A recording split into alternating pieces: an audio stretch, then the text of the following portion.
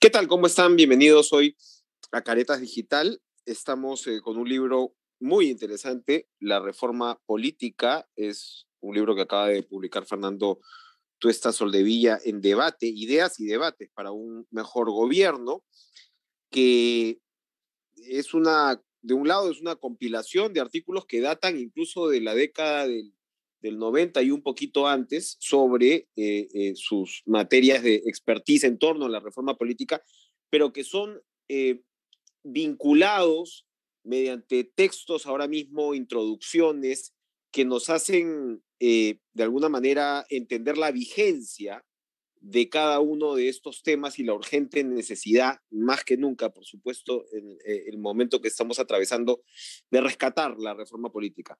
Fernando, gracias por estar con nosotros. No, gracias a ti, Enrique, por la invitación. El libro tiene, como digo, muchos aspectos bastante interesantes, pero uno, de todas maneras, siempre emerge como probablemente el central, que es lo que tú mismo llamas como la madre de todas las reformas, que es la bicameralidad.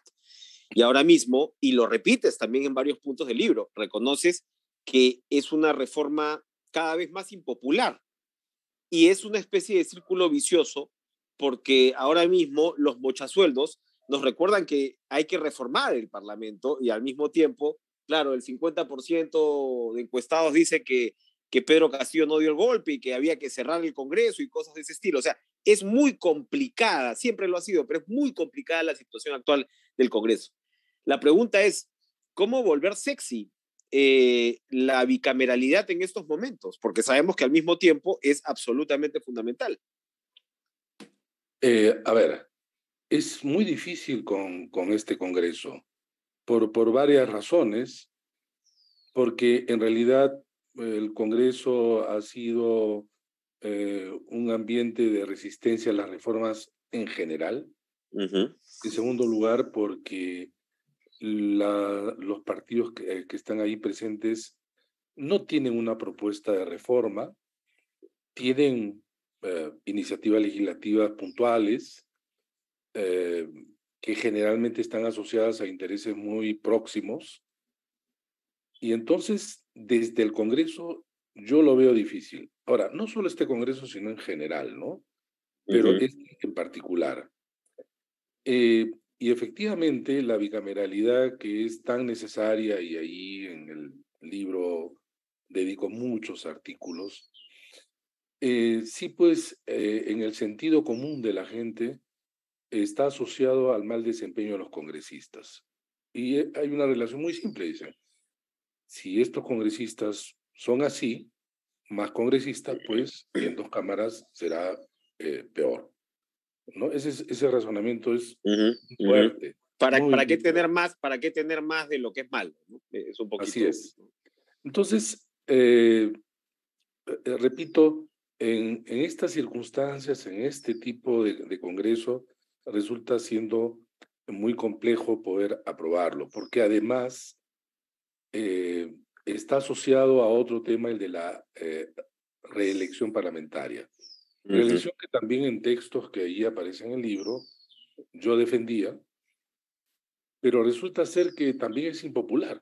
Entonces lo curioso es que, y no solamente en reformas acá en el Perú, sino en otros sitios, algunas medidas, mecanismos y reformas son impopulares pero necesarias.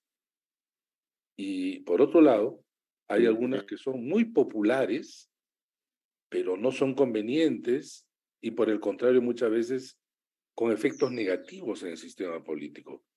Por ejemplo, la prohibición de la reelección parlamentaria, pero también de gobernadores y alcaldes, es muy popular, pero es contraproducente, como otras, ¿no? Tenemos el voto preferencial, que es muy popular, pero resulta siendo, y ha acabado siendo, un instrumento que ha erosionado enormemente los partidos.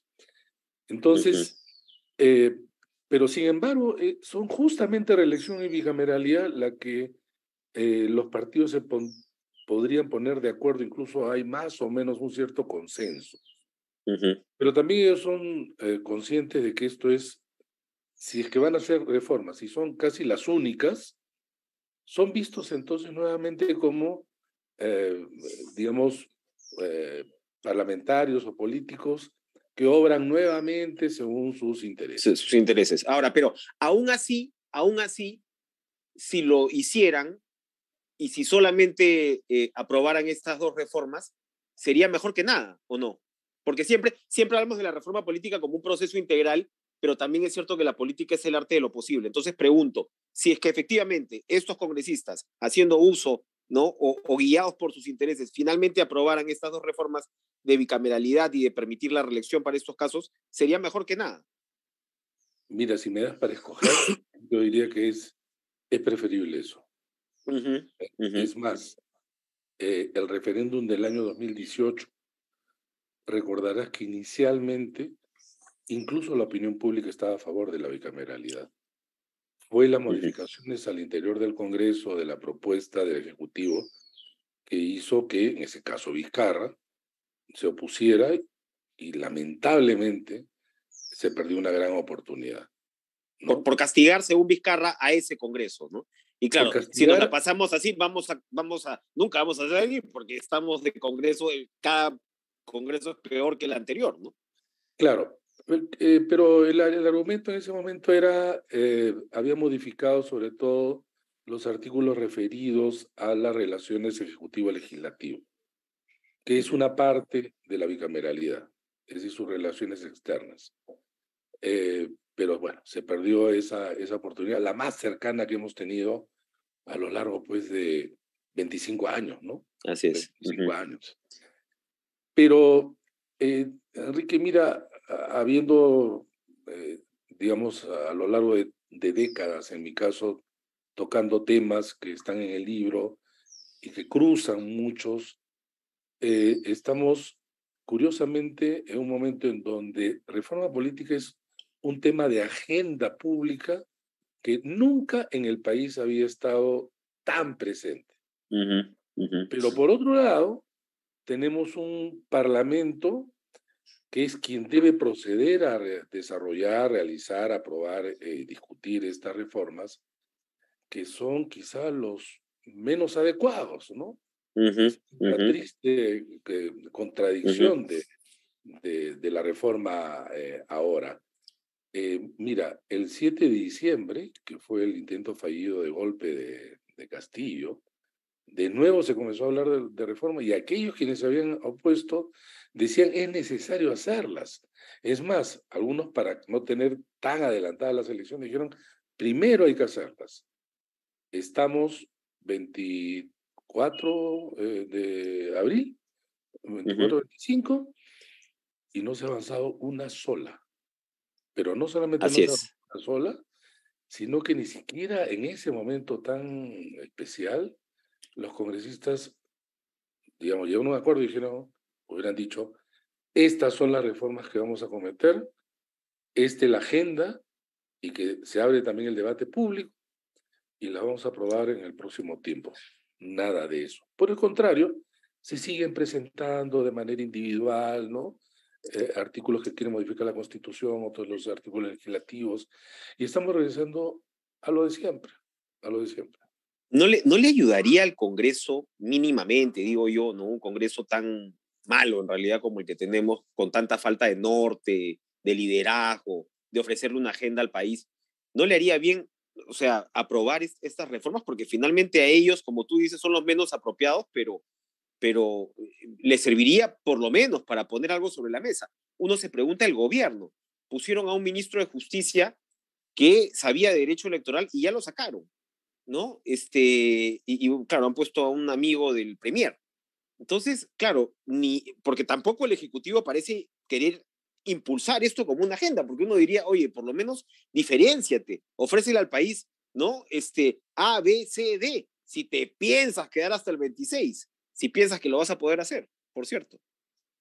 Sin duda, el Ejecutivo es un actor fundamental, pero el Ejecutivo ha dado muestras ya reiteradas que no tiene ese norte. Ahora estaba más preocupado en sobrevivir que otra cosa. Ni siquiera el adelanto de elecciones fue, digamos, un objetivo que ellos querían alcanzar de manera, digamos, sincera, ¿no? Gracias a la presión, dijeron, bueno, ya hemos presentado estos proyectos de ley y bueno, eso se encarga del Congreso.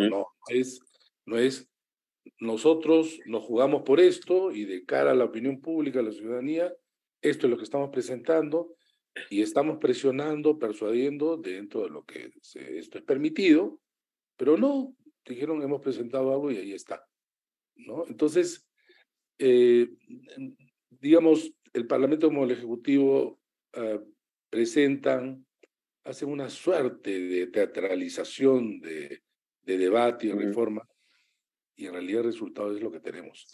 Las reformas en realidad se han dado, Enrique, mucho por presión de la opinión pública y de sociedad civil. Es decir, la reforma ha venido de fuera. Los partidos nunca han tenido una propuesta integral de reformas. Han tenido por diferentes razones propuestas, como repito, que iban intentando resolver o pretendiendo resolver problemas, y por el contrario, se han aprobado algunas medidas que claramente son antirreformistas. Ahora, la bicameralidad tendría que ir, efectivamente, o sea, esto debería partir, ojalá que la sociedad civil ahí recupere una suerte de iniciativa, de poder decir, mira, a pesar de lo que se pueda pensar del Congreso, etcétera, etcétera, la bicameralidad va a traer estas mejoras porque para empezar vas a tener una cámara reflexiva donde al senador se le exigen requisitos diferentes, ¿no? Que a los diputados, evidentemente. O sea, el principio de representatividad tiene cierto límite con los senadores y se supone que esa cámara reflexiva va a ser crucial para no cometer las pachotadas que se cometen. Pero además, y en el libro se repite también mucho, está muy amarrado a la idea de la renovación por mitades, ¿no? Eso es algo que debería ir sí o sí. Es decir, porque claro, sometes al ánimo popular un poquito y a los propios políticos qué sé yo, a tener una suerte de incentivo para tener un mejor desempeño, ¿no? Mira, en la introducción del libro yo digo que ahí están plasmadas muchas ideas que luego fueron madurando, otras abandonando y otras modificando. Yo antes no era, digamos, no, interesado y no participaba de este tipo de renovación, que lo tuvo el Perú hasta 1920 con Leguía. Sin embargo, observando la situación de la última década, creo que sería un mecanismo interesante en un diseño bicameral, porque hemos tenido dos extremos. Tenemos el extremo donde el Ejecutivo tenía una mayoría absoluta y teníamos el otro extremo donde la oposición tenía mayoría y hackeaba al presidente. En un periodo de 5 años. Entonces, la renovación en la mitad del Parlamento hubiera permitido ciertos incentivos. Por ejemplo, si yo soy un presidente que tengo mayorías absolutas, no me preocupo tanto porque tengo ahí mi respaldo que no me hace peligrar. Pero si a mitad de mandato se van a jugar la mitad de escaños, mi desempeño probablemente cambie. Y es más, de repente pasa de tener mayoría absoluta a tener solo mayoría o de repente hasta perderla. Y entonces eso ya lleva a otra dinámica. Por el lado del Parlamento, si el Parlamento tiene una mayoría absoluta que hackea al Congreso y el presidente trata de hacer bien las cosas y se va a una renovación parcial a mitad de periodo, esa mayoría opositora se puede perder apoyando al presidente de la República y entonces equilibrando. Yo creo que es una medida interesante, pero dentro de un diseño mayor. Del esquema bicameral, exacto. Ahora, hay otra serie de reformas, en algunas se han avanzado, que tiene que ver con fortalecer el sistema de partidos, pero como señalas también, me parece que el dato es que en el Perú prácticamente nunca se ha visto dos presidentes de un mismo partido, ¿no? Sí. O sea, así de atomizado es el sistema político peruano y de cambiante en realidad, ¿no? Y no hay partidos, no hay partidos. Entonces, es posible, tu reflexión es posible tener un sistema democrático sin partidos, o sea, tomando en cuenta que, claro, que como también lo has repetido, las reformas no son varitas mágicas y no van a crear partidos, digamos, de la noche a la mañana. Ujú. ¿Es posible digamos, un sistema relativamente viable sin partidos? No, sin partidos no, o sea, los partidos Ujú, son los mediadores. No, no hay sistema político sin partidos, lo que hay son sistemas políticos con partidos deficientes, con ujú, partidos mal estructurados, pero partidos hay, ¿no? Em, hasta las dictaduras muchas veces requieren de partidos. ujú, Los gobiernos totalitarios requieren de partidos. Pero en el caso nuestro, el informe, por ejemplo, de la Comisión de Alto Nivel para la Reforma Política presenta un conjunto de medidas que estaban interconectadas y solo así podía tener un efecto positivo de lo esperado. Entonces tú empiezas con cómo se inscribe un partido. Y entonces de ahí tienes que tener incentivo. En primer lugar, ser realista. Por eso nosotros, y se aprobó felizmente, se eliminó lo de la firma de adherentes, ujú. que se pedían en Perú 750.000 y resultaba siendo en realidad el origen de un mercado negro, Sí, corrupto claro. de firmas. Eso ya Ujú, no hay. Basado en militantes. Nosotros pensamos de que debía haber más o menos unos 12.500 miembros por partido. El Congreso, me acuerdo de esa discusión, decía, no, se van a multiplicar y duplicaban ahora el número. Resulta que no es tan fácil, pero se agregan las organizaciones que se inscriben, pero luego pasan por una primera valla. Y esa primera valla es las primarias abiertas. Entonces, ujú. las primarias abiertas eran la primera prueba de todos estos partidos. Entonces, se presentaban 25 partidos, 30 partidos, pero muchos de ellos con poca organicidad y capacidad de convocatoria. En las primarias se diluía y solamente pasaban aquellos que superaban la valla de 1.5%. Eliminabas también los cascarones, ibas al segundo momento. En el segundo momento ya era la elección nacional, donde tenías otra valla.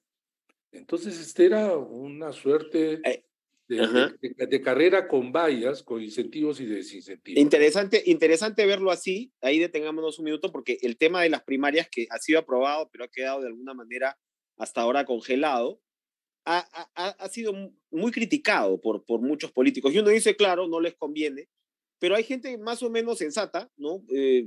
Como Alberto Borea, por ejemplo, conversando la vez pasada, me criticaba mucho el tema de las llamadas, estas pasos, porque dice, el argumento en general es, oye, ¿por qué vas a abrir esto a, a todos quienes no son tus electores o no son tus miembros, ¿no? Entonces había una crítica inicial que dice, a quien ha impulsado una medida así no sabe lo que es hacer política. ¿Qué se le responde a ese argumento? Siempre nos han criticado de lo mismo. Uh -huh. La primaria no es un invento peruano. Primarias hay en muchos países de Estados Unidos, Argentina, Uruguay, Francia. En realidad resuelven sus candidaturas en competencia, abriendo efectivamente a la ciudadanía. Pero ante esa pregunta más específica hay otras respuestas un poco duras para los partidos. Uh -huh. Las primarias fueron suspendidas para el 2001 y 2021 y 2022. ¿Qué se hicieron? Lo que para muchos, entre ellos Alberto Borea, Uh -huh. organizan los organismos electorales, hacen todo bien, participan solo los miembros de los militantes. En las dos oportunidades, el promedio de participación ha sido 8%. Interesante. ¿De qué Ajá. O sea, militantes son estamos literalmente hablando? cuatro gatos. Ajá. ¿De qué militantes estamos hablando? 8%. Si tú me dices, pues, que es una oleada de participación, el partido se beneficia, que en realidad adquiere una dinámica eh, interesante de competencia, Uh -huh. hasta uno podría pensar. Pero, perdóneme, esto es lo que sucedió en el 2021 y 2022, que no es tan público, es una vergüenza. Es Uh una -huh. vergüenza. Si un militante no va a votar en las internas, ¿qué más puede esperar de su participación en un partido? Uh -huh. 8% promedio, Uh otros -huh. mucho menos, otros mucho menos. Entonces Uh que -huh. vengan a decir, ¿por qué van a venir los de fuera? Pero si siquiera los de adentro van. Al Uh contrario, -huh. si es que son todos los ciudadanos, adquieren un nivel de dinámica de los partidos mayor. En segundo lugar, porque hay legitimidad alta. No es lo mismo, pues, que salgan elegidos estas elecciones que nadie recuerda y que muchas veces son, claro, porque ellos se dan las reglas, candidatos únicos, no hay competencia, es decir, lo de siempre, Ujú, ¿no? ujú, Entonces estamos ujú, entrando en otro nivel y que los partidos,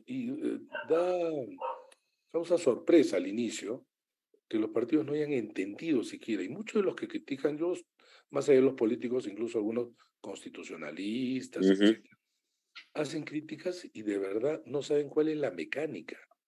ujú, Creen cosas que no están en el diseño. ujú, Eh, Lamentablemente, sí es muy difundido entre los prejuicios y desconocimiento. Pero las primarias en realidad abren a los partidos, involucran a la ciudadanía, dan legitimidad, permiten la competencia y sustrae la decisión concentrada en pocos en una decisión de muchos. ujú. Seguramente uno esperaría que no lleguen mochasueldos en esa perspectiva, por ejemplo, ¿no? O sea, Claro, que ya después algo... lo que pasa es que no hay sistema que de por sí, a través de una norma, evite este tipo de parlamentarios. Ujú, ujú, Miren, el Perú es uno de los pocos sitios, países, en donde hay, por ejemplo, las hojas de vida. Las hojas de vida es como un currículum vitae, ¿no? Ponen lo bonito que tiene, ¿no? pones lo que te da la gana, básicamente, ¿no? Pero también hay algunas cosas que están obligadas a hacerlas. Ujú, El Perú es uno de los países que eh, exige más a los candidatos. Es uno de los países donde hay más prohibiciones. Y durante la década de este siglo se han ido ajustando. ¿Eso ha mejorado la calidad? No ha mejorado no. la calidad. No, y Ujú, entonces hay que preguntarse, tanta norma, tanta ley, tanto requisito para que tengamos este resultado, entonces algo está fallando. ujú, Y la ujú, falla, y ahí es donde nuestro encuentro con los abogados y constitucionalistas, ujú, ellos parten de la norma para terminar en la norma. Y ujú. nosotros, y de alguna manera el aporte, porque creemos que es un campo interdisciplinario de la ciencia política, partimos de la realidad. Y para Bien. eso hacemos diagnóstico. Ahora, hay otra, bueno, para detenerse un ratito en el Parlamento, uno se pregunta por qué los parlamentarios tienen que tener ahora, sobre todo cuando las democracias y en Europa y en todas partes van hacia ir eliminando el Parlamento como una suerte de símbolo del privilegio, ¿no? Porque aquí hay mucho símbolo también, ¿no? O sea, ya sabemos que el Parlamento literalmente le cuesta comparativamente muy poco en términos de presupuesto al país, que otras áreas, pero concentra de alguna manera no todo lo que la ciudadanía desprecia supuestamente de una mala clase política. Y uno se pregunta por qué tienen que tener 10, 12 asesores a su disposición. Si son presidentes de comisión, pueden tener 3 o 4 más. O sea, ¿por qué no puedes tener un profesional de planta permanente que sea en lugar de esto que además es un círculo vicioso? Porque si estás contratando a gente que se deja recortar el sueldo, es como dice una de las congresistas en los audios, es porque seguramente no hacen nada, ¿no? Es como que precipitas también y deprecias el valor del capital humano en el Parlamento. Cada vez es peor. Es un tema de gestión de la administración del Parlamento, pero que está en manos de los políticos. Y entonces se acumulan estos privilegios que tú bien has denominado, de mesa directiva y mesa directiva, eh, y, y como además las mesas directivas tienen que negociar, y ahora son muchas bancadas, y todas bancadas son más o menos pequeñas todas, Uh y por -huh. lo tanto todas tienen capacidad de negociación, entonces estos privilegios se aumentan, los Claro. partidos son escasamente organizados. A mí me llama la atención el término filtro, ¿sabes por qué? Porque filtro muchas veces es pues cuando, no sé, pues un centro laboral, ¿no? Donde Uh tú -huh. pides currículum, antecedentes, ¿no? Los partidos no eran eso. Los partidos Uh -huh. ingresaban porque habían adhesiones a los programas, a la historia del partido, a la Uh -huh. ideología, ¿no? No les pedía pues antecedentes penales y judiciales, ¿no? Entonces lo que estamos ahora es delante de vehículos electorales en donde generalmente tienen dueños, un grupo que concentra todo, carecen de líderes en los ámbitos diversos de la sociedad, y el resultado es, por ejemplo, que más de 40 congresistas han salido de su grupo parlamentario en un año, y esto va a seguir siendo así. Han desaparecido bancadas, han creado otras, han desaparecido, se han fusionado otras. Y entonces ese es el reino de la informalidad que no es fácil de superar y que no se supera solamente también con las normas. Y hay un tema también de poco involucramiento de la sociedad civil. Tenemos una sociedad civil que, por ejemplo, claro, en el caso de la caída de Pedro Castillo, se moviliza, y también contra el gobierno de la señora Dina Boluarte, pero es algo esporádico. La gente, al contrario, odia la política, y esa distancia que toma de la política, eh, por diferentes razones, termina siendo perjudicial, porque allí donde la ciudadanía se distancia de los políticos adquieren autonomía en relación a sus actos.